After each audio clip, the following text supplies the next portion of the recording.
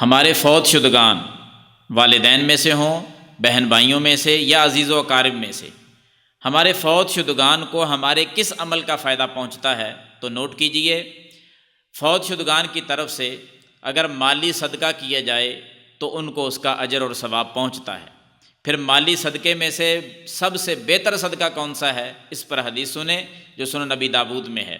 سیدنا سعد بن عبادہ رضی اللہ عنہ، ان کی والدہ محترمہ ام سعد رضی اللہ عنہا وہ وفات پا گئیں۔ انہوں نے نبی صلی اللہ علیہ وسلم سے مسئلہ پوچھا، یا رسول اللہ صلی اللہ علیہ وسلم، میں کون سا صدقہ کروں اپنی والدہ کی طرف سے جو سب سے افضل ہو؟ تو آپ صلی اللہ علیہ وسلم نے فرمایا، اے سعد، پانی کا ایک کنواں کھدوا دو، پانی کا انتظام کروا دو اپنی والدہ کی طرف سے، اس کا اللہ تعالیٰ ثواب پہنچائے گا۔ تو سیدنا سعد رضی اللہ تعالیٰ عنہ نے ایک کنواں کھدوایا اور اس کنویں کا نام ہی بئر ام سعد رکھ دیا، یعنی وہ مشہور ہو گیا کہ یہ سیدنا سعد بن عبادہ رضی اللہ تعالیٰ عنہ کی والدہ محترمہ کا کنواں ہے، لوگ اس سے پانی پیتے تھے۔ تو جس چیز کی ضرورت ہے، اگر پانی کی ضرورت ہو کہیں تو پانی کا انتظام کر دینا چاہیے۔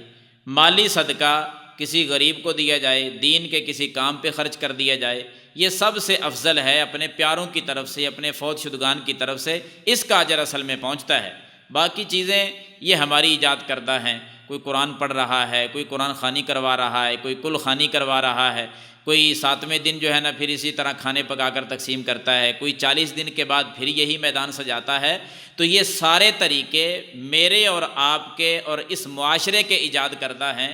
امام کائنات صلی اللہ علیہ وسلم نے کچھ بھی ایسا نہیں فرمایا۔ انہوں نے تو پانی کا انتظام کرنا، مالی صدقہ کرنا، اس کا درس دیا ہے، وہ اپنانا چاہیے، باقی طریقے سارے چھوڑ دینے چاہیے۔